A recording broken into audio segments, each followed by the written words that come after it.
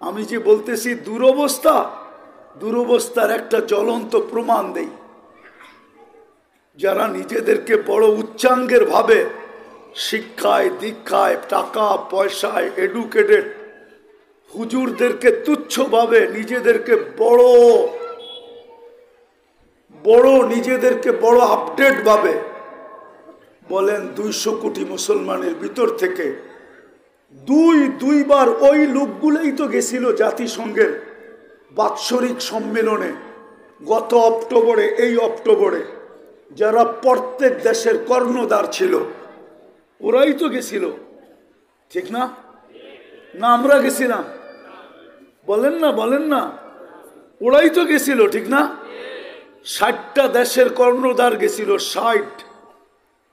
তার ভিতরে 4টা দেশ এমন আছে যাদের টাকার উপরে দুনিয়ার কোনো টাকা নাই: কুয়েত, বাহরাইন, ওমান, ব্রুনাই। কিন্তু ছোট একটা নিন্দা প্রস্তাব তো ইসরায়েলের বিরুদ্ধে পাশ করাইতে পারে নাই। বলেন পারছে কিনা? হ্যাঁ, তাহলে দুর্দশা বলবেন না আপনি? না বলবেন না? না আপনি বলবেন যে আমাদের দেশের প্রধানরা এটা পাশ করাইতে চাই নাই। তাইলে হয়তো এটা হবে যে 60 দেশের মুসলমান দেশগুলার কর্ণধাররা এটা নিজেদের থেকেই চান না যে আমরা ইসরায়েলের বিরুদ্ধে যাই। হয়তো ওনারা এটা চান নাই, আর নাইলে চাইছেন, কিন্তু পাশ করাইতে পারেন না। কেন?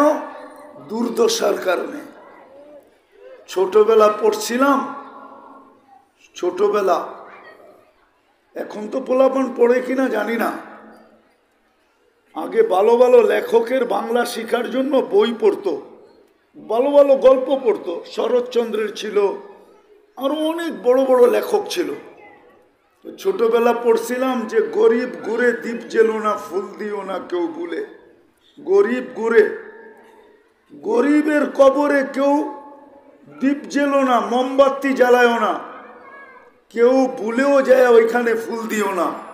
কেননা গরিব তো, দিয়া কি লাভ হবে?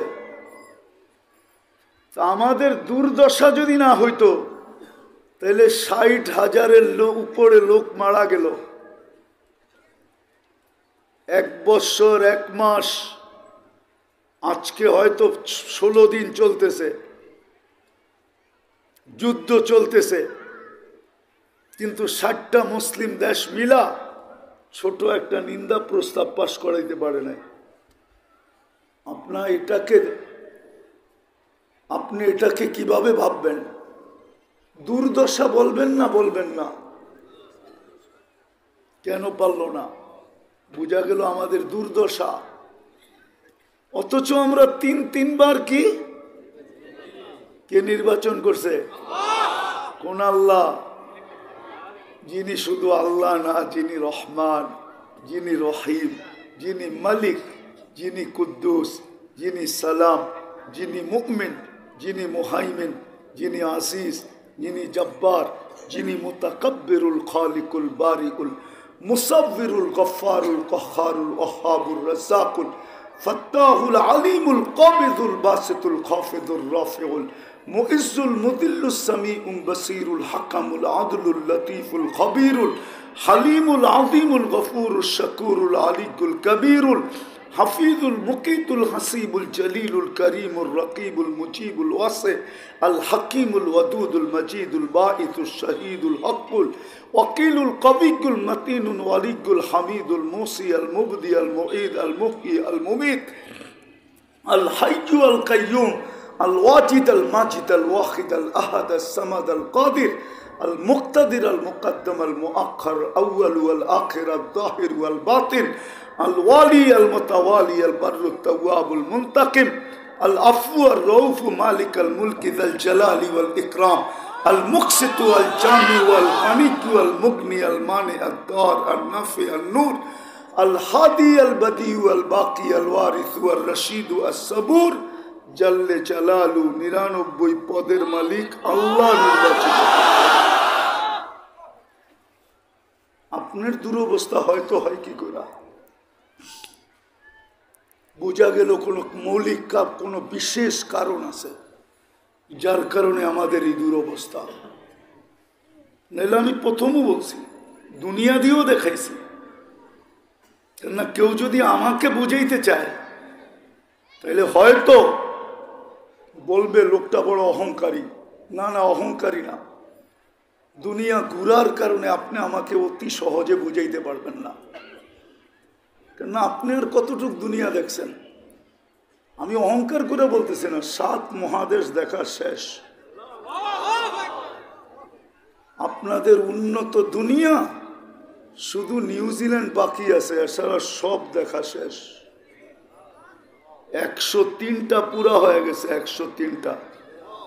বাচ্চা থাকলে আশা রাখি ডাবল সেঞ্চুরি করব। হ্যাঁ, ইচ্ছা আছে। দুনিয়া করতে ভালোই লাগে। যদি কেউ বলে এত টাকা কই পান, ওটা সবকিছু যে আপনি বুঝবেন এটা সঠিক না। সঠিক সব মোবাইলে তো সব প্রোগ্রাম নাই। এটাও একটা মোবাইলের মতোই, এখানে সব প্রোগ্রাম সবারটার ভিতরে নাই। এটার ভিতরেও সব প্রোগ্রাম নাই। এই জন্য আপনি আমাকে মিডিয়া দিয়ে বুঝাইতে পারবেন না। এই জন্যই কথার শুরুটা ছিল, শুরুটা এখান থেকেই ছিল যে আজকে দুর্দশা কেন, মুসলমানের দুর্দশা কেন।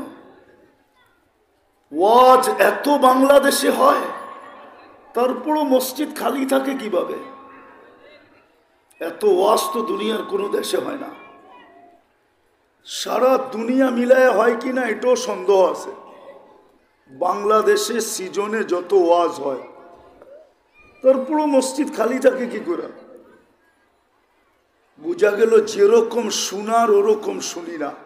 এই জন্য প্রথম কথা ছিল যে মনোযোগকে উজাড় করে দিয়ে শুনবো, পরিবেশটাকে চুপচাপ রেখা শুনবো। তো 2টা পুরস্কার মিলবে। 2টা।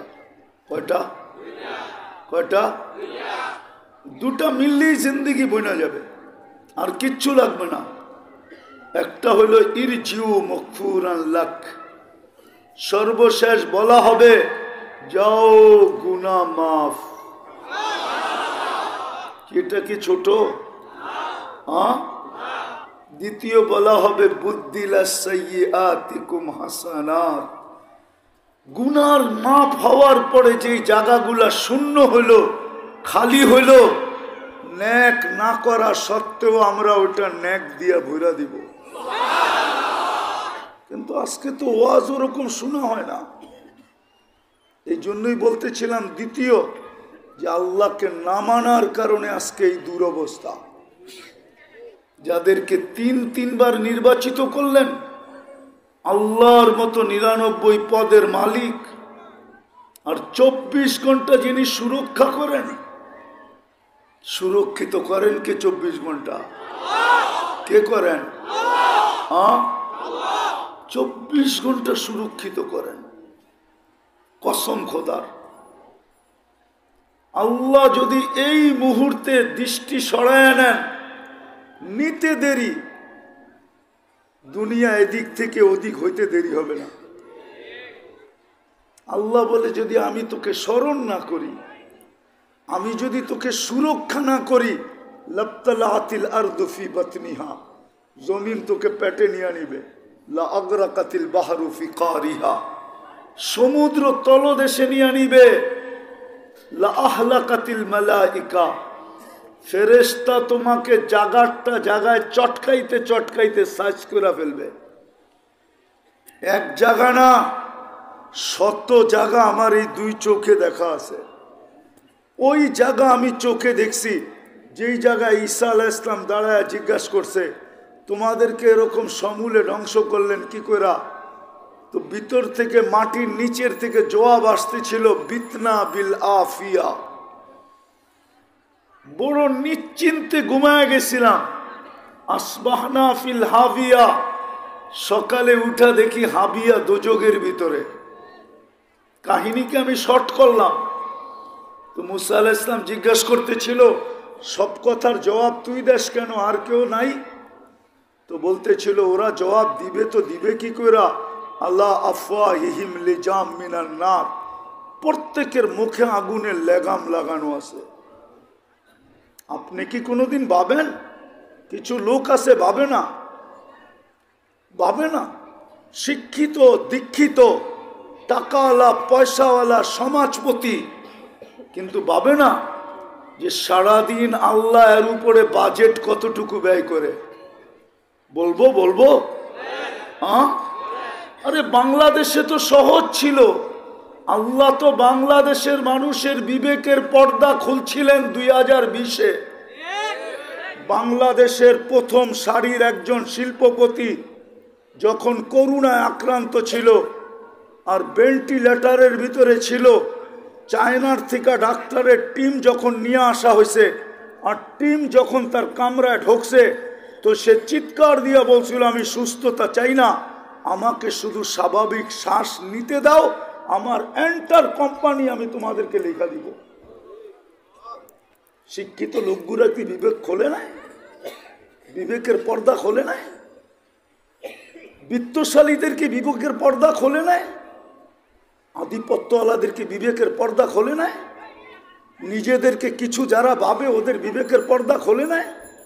যে স্বাভাবিক শ্বাসের দাম এত, প্রথম সারির একটা কোম্পানির মালিক বলতেছে স্বাভাবিক শ্বাস নিতে দাও, আমি এন্টার কোম্পানি তোমাদের নামে লিখে দিব। ওকে যদি জিজ্ঞাসা করা হয় শ্বাস নিতে দিলাম ঠিক আছে, কোম্পানি লেখা দিলাম ঠিক আছে, তুমি চলবা কি করা? আমার মনে হয় ওইটাই বলতো যে আমি ভিক্ষা করে চলবো, তারপরও স্বাভাবিক শ্বাস নিতে দাও। আজকে বিবেকের পর্দা কেন খোলে না? স্বাভাবিক শ্বাসের দাম কত? কয়বার নেন ডেলি? আরে বলো না যুবক, কয়বার নাও? 80,000 বার নেও, 80,000 বার ছাড়ি, 80,000 বার। 80,000 বারে 24 ঘন্টায় তোমার আমার ভিতরে 550 লিটার পিওর অক্সিজেন যায়। পিওর অক্সিজেন, পিওর অক্সিজেন যায় 550 লিটার। যেই অক্সিজেন যাওয়ার পরে তোমার যৌবনে আরো তরঙ্গ আসে।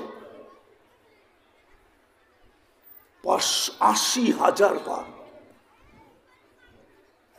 ডেলি কয়বার কিডনি ডায়ালিসিস হয় বলেন তো? কুদরত দিয়া ডেলি 36 বার কিডনি ডায়ালিসিস হয় কুদরত দিয়া। আমারটা এখনো ডায়ালিসিস হইতেছে। কতবার? হ্যাঁ বলুক না শিক্ষিত লোকগুলা, যারা নিজেদের শিক্ষার দাপট দেখায়, শিক্ষার পাপ দেখায়। আমাদের মতো হুজুরদেরকে দেখলে একটু বেকা চোখে দেখে, আন্ডার এস্টিমেট করে, মনে করে হুজুর মানি ভিক্ষুক, হুজুর মানি, হুজুর মানি, হুজুর মানি অন্যরকম। মাঝে মাঝে চেহারা দেখলে বুঝি তো, রাগ হয় না, পায়ে হাত রাখি। আমি কিন্তু সোনার ব্যবসায়ী, সোনা দেখা বলতে পারি কতটুক খাইতেছে। আমার চোখ ভুল হবে না, মেশিন ভুল হবে, চ্যালেঞ্জ। বাজে বাজে চেহারা দেখলেও বুঝি ও কি বুঝাইতে চাইতেছে, ও আমাকে দেখা কি ভাবতে চাইতেছে, এটা চেহারা দেখে বুঝে ফেলি। কেননা মানুষের একটা যোগ্যতা তো আছে, আল্লাহ দিছে।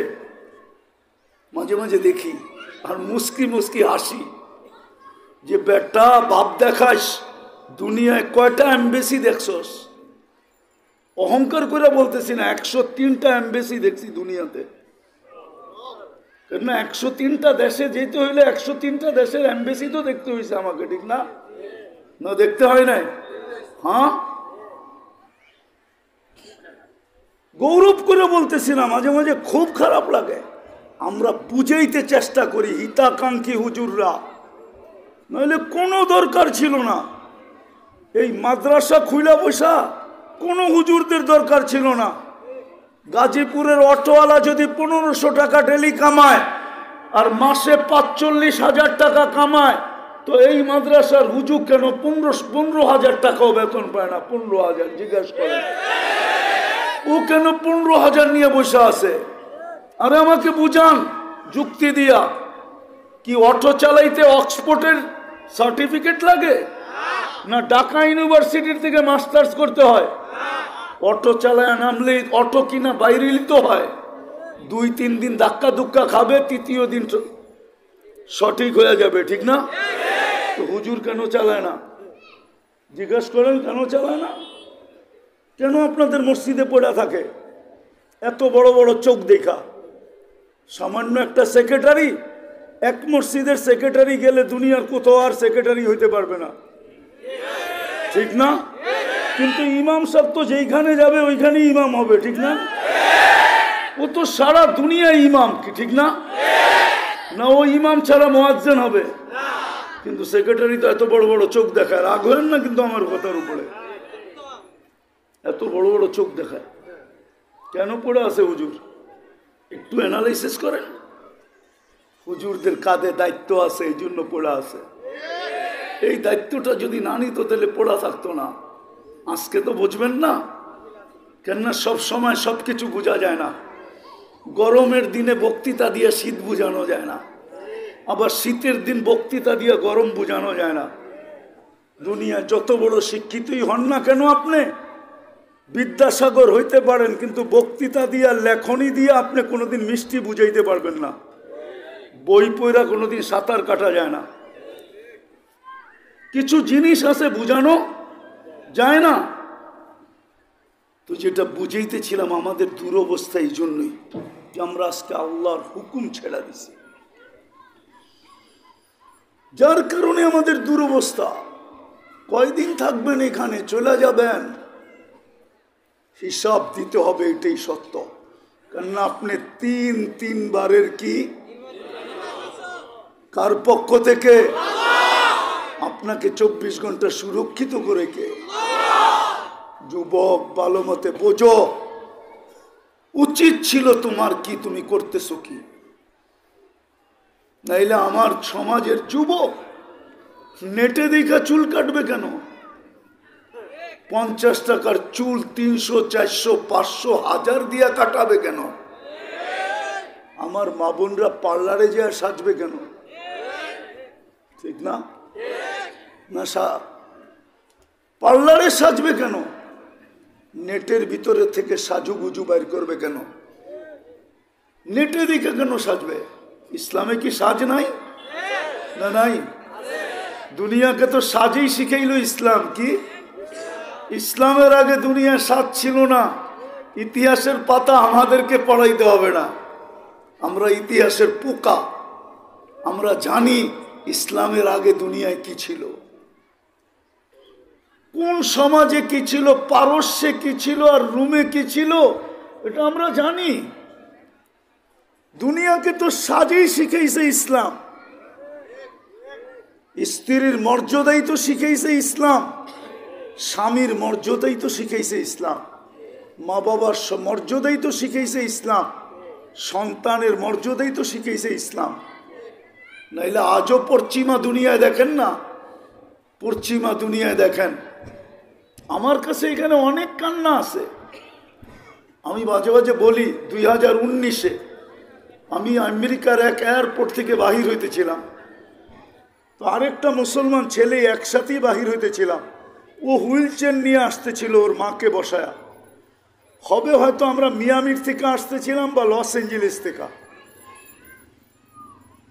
তো যখন ও হুইল চেয়ারে আসার পরে গাড়িতে উঠানোর আগে যখন মাকে কোলে করে গাড়িতে বসাইতেছিল, 100 হাত দূর হবে এক মহিলা দৃশ্য দেখা কাঁদতেছিল। আমি ওকে জিজ্ঞেস করছি, তুমি কাঁদো কেন? ইংরেজ, আমেরিকান, সাদা, হোয়াইট। তো বলছে এই দৃশ্য আমাকে কাঁদাইতেছে।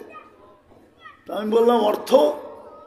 বলছে দেখো, মাকে বাচ্চার মতো কোলে করে গাড়িতে বসাইতেছে।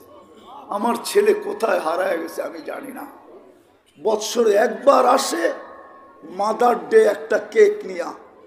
আপনারাও কি চান যে আপনাদের ছেলেরা, এর সন্তানরা এরকম হারায় যাক? আর মাদার ডের দিন একটা কেক নিয়ে আসুক, মাদার ডের দিন একটা কেক নিয়ে আসুক। নাহলে বাংলাদেশে কেন মাদার ডে উদযাপন করা হয়? ওই দিকেই তো নিয়ে যাওয়া হইতেছে। ওই দিকেই তো যাওয়া হইতেছে, আর আল্লাহ দেখাইতেছে, তারপরও বুঝতেছে না। আমি জানি কয়টা বৃদ্ধাশ্রম আছে গাজীপুরে, আমি জানি, বেশি দূরে নাই এইখান থেকে, এইখানেও একটা আছে না? নাই? নাই? চিনেন না? চলেন আমি নিয়ে যাই। কাদের মা বাবা আছে এখানে বলেন? কোন রিক্সাওয়ালা, কোন গরিব মানুষের? কাদের মা বাবা? বিত্তশালীদের মা বাবা বৃদ্ধাশ্রমে। আমি তো মাঝে মাঝে যাই, যখন প্রথম ঢুকি তখন খুব কান্নায় ভেঙ্গা পড়ে, কিন্তু পরে দেখি মা কাকে বলে, বাবা কাকে বলে। যখন ফিরে আসি, ফিরতে যখন শুরু করি, তা হাতে ধরে বলে, হুজুর তারপরও আমার সন্তানটার জন্য একটু দোয়া করেন। কসম খোদা, চোখ ফাইটা পানি আসে। হায় বাবা, এটার নামই তো পিতৃত্ব, এটার নামই তো মাতৃত্ব, এটার নামই তো মা, এটার নামই তো বাবা। প্রথমে চোখের পানি ঝরাইছে বটে, কিন্তু যখন আমি ফিরা যাইতেছি তো আমার হাত ধরে বলতেছে, কলিজার টুকরার জন্য একটু দোয়া করেন। কুরবান যাও মা, কুরবান যাও বাবা, এটার নামই তো মা, এটার নামই তো বাবা। কিন্তু ওই মন কি করে মানে যে বাবাকে বৃদ্ধাশ্রমে রেখে আসছে? এই শিক্ষা ও পাইল কোত্থেকা? এই শিক্ষা তো পশ্চিমারা দিছে, ইসলাম তো দেয় নাই। নাইলে শাফি রহমতুল্লাহ আলাই সারাদিন পরিশ্রমের পরে রাত্রে আইসা মার পায়ে তেল মালিশ করতেন, টিপা টিপা ঘুম পড়াইতেন। মা গভীর ঘুমে চলে যেত, শাফি রহমতুল্লাহ আলাই মাঝে মাঝে পায়ের তালু উঠায়া চুমা দিতেন। মা কখনো কখনো কাইপা উঠত চুমা পায়া, যে বেটা কি করিস? বলতেছে কিচ্ছু করি নাই। বলে দেখতে তো আসি, তুই আমার পায়ের তালুতে চুমা দিলি। তো শাফি রহমতুল্লাহ আলাই বলতেন, মা তোর পায়ের তালুতে চুমা দিই নাই, আমি তো আমার জান্নাতে চুমা দিয়া স্বাদ নিলাম, যে জান্নাতের মজা। আজকে দুর্দশা কেন? আল্লাহর হুকুম না মানার কারণে। আসেন কথার শেষ জায়গায় চলে আসছি, ফিরে আসি জলদি, ইউটার্ন নেই, ইউটার্ন নাহলে আমাদের কিচ্ছু হবে না। 60-70 বৎসরের জীবনে আর কি হবে? কিছু হওয়ার নাই এখানে। আপনারা যত কিছুই ভাবান আমাদেরকে, আর যত কিছুই বলেন, 60-70 বৎসরে আর কি হবে? সর্বশেষ মৌতই হবে। কি বলেন? আর তো কিছু নাই। আর কিছু আছে? আর কিছু আছে? সর্বশেষ কি হবে? সর্বশেষ মৌত হবে। আর কি হবে? ওই যে ফেরাউনের জাদুঘররা যখন ঈমান আনছে, তো ফেরাউন ধমকি দিছিল, লা উকাত্তিয়ান্না আইদিয়াকুম লা আরজুলাকুম মিন খিলাফ, বাড়া কইরা আনলাম আমি, অ্যাডভান্স দিলাম আমি, পে করলাম আমি, মুসার পাল্লায় পড়া ঈমান নিয়ে আসলা, শাস্তি কি জানো? বলছে শাস্তি কি? উল্টা হাত পাও কাটবো, বাম পাও কাটলে ডাইন হাত কাটবো, ডাইন পাও কাটলে বাম হাত কাটবো। তারপরে কি করবেন? কালা উসাল্লিবান্নাকুম ফি জুজুইন নাখল, খেজুর গাছের ভিতরে শুলিতে উল্টা লটকায় দিব, মাথায় নিচে পা উপরে। তো জাদুঘররা হাসতেছে আর বলতেছে, ফাকবিমা আনতা কাল, যা করতে মনে চায় জলদি কর। কেন এত জলদি? ইন্না ইলা রাব্বিনা লামুনকালিবুন, তুই দেরি করতেছিস বিদায় আল্লাহর সাথে মিলতে দেরি হইতেছে, জলদি কর, আল্লাহর সাথে যাতে দেখা হয়। তো দুনিয়াওয়ালারা আমাদেরকে চোখ বড় করলেই বা কি হবে?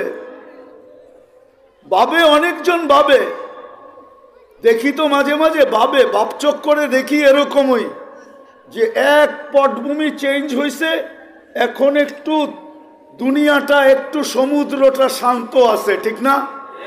আইতে দে সময় তো করে আবার মজা দেখামো। কারো কারো ভাব এরকম দেখি, কারো কারো ভাব এরকম দেখি, কেননা চেহারা বলে পড়া যায়, চেহারাও বলে নাইলে কেন কথা উঠতো, চেহারা পড়া যায়। আরে কি আর হবে, এই দুনিয়ায় বেশির থেকে বেশি মৌত হবে, আর কি হবে।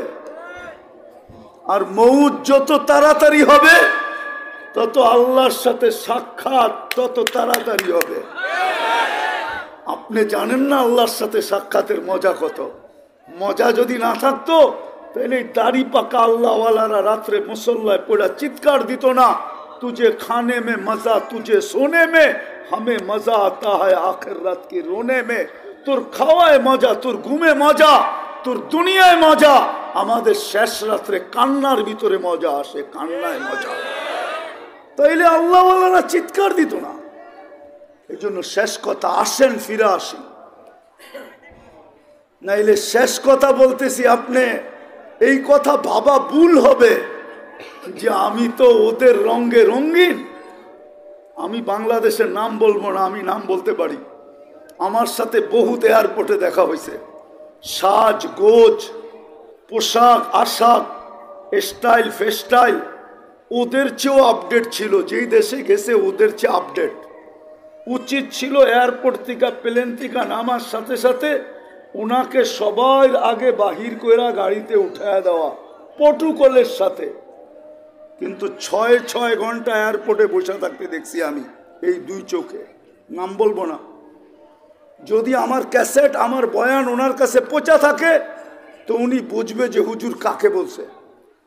6 ঘন্টা বয়ায় রাখছে, কেননা পাসপোর্ট যখন পাঞ্চ করছে তো বাহির হয়ে আসছে মুসলমান, কিন্তু পোশাক আশাক চাল চলন কি রং ডং কার মতো, আরে বলেন না কার মতো, যেইখানে গেছে ওদের চেয়েও আপডেট।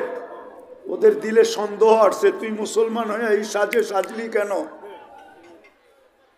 কোনো উল্টা মতলব নিয়ে তো আমাদের দেশে আসস নাই, সদ্য বেশি তো আসস নাই, কোনো উল্টা মতলব নিয়ে তোকে আগে তালাশ করে লই, মোবাইল তালাশ করব, তোর আইডি ফাইডি যত আছে সব তালাশ কইরা তারপরে যখন স্যাটিসফাই হব যে না তোর কোনো খারাপ মতলব নাই, তোরে ছেড়ে দিব।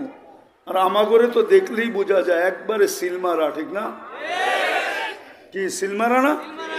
না সিলমারা না? হ্যাঁ, ওই পাসপোর্ট পাঞ্চ করে আর চেহারা দেখে আর কয় ইউ আর গো, তুই যা বেটা, তুই সিলমারা।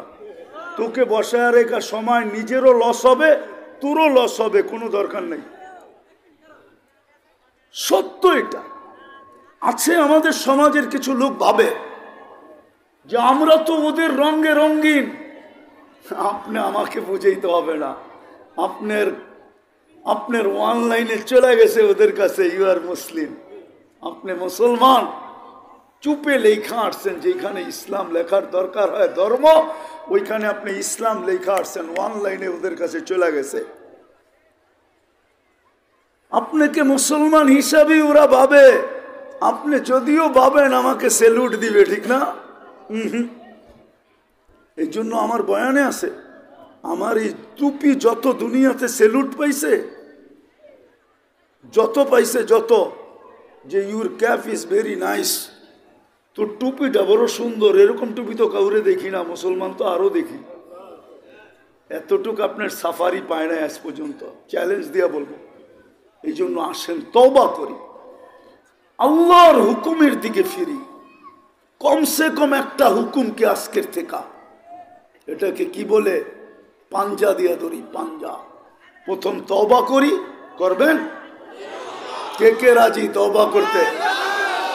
তাইলে আল্লাহকে বইলা দেন, আল্লাহ অতীত থেকে তওবা করলাম, এতটুক বললেই হবে, এতটুক।